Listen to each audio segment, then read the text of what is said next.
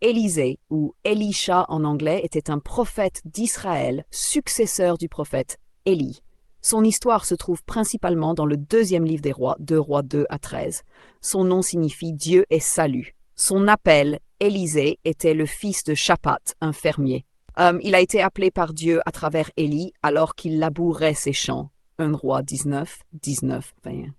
Élie jeta son manteau sur lui, un geste symbolique indiquant qu'il allait devenir son successeur. Élisée laissa tout derrière lui, famille, travail, sécurité, pour suivre Élie et devenir son serviteur. Le passage du flambeau. Avant de monter au ciel dans un char de feu, Élie demanda à Élisée ce qu'il désirait. Élisée répondit « Que je reçoive une double portion de ton esprit » 2 Rois 9. Après le départ d'Élie, Élisée reçut effectivement cette puissance et commença son ministère prophétique. Les miracles d'Élisée.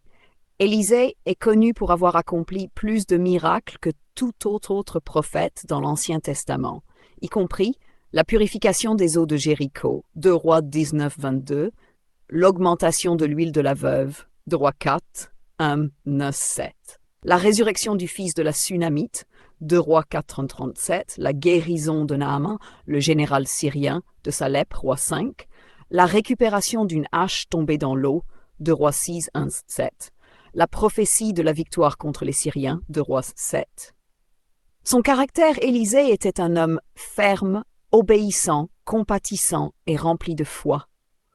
Contrairement à Élie, qui vivait souvent dans la solitude, Élisée était plus proche du peuple et agissait souvent dans des contextes sociaux et politiques.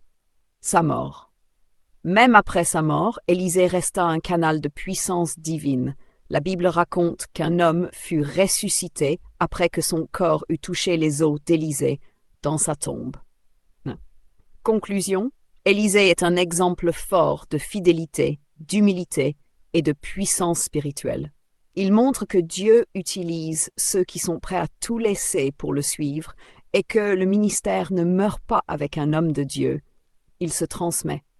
La fidélité et la confiance en Dieu ouvrent la porte au miracle et à la bénédiction.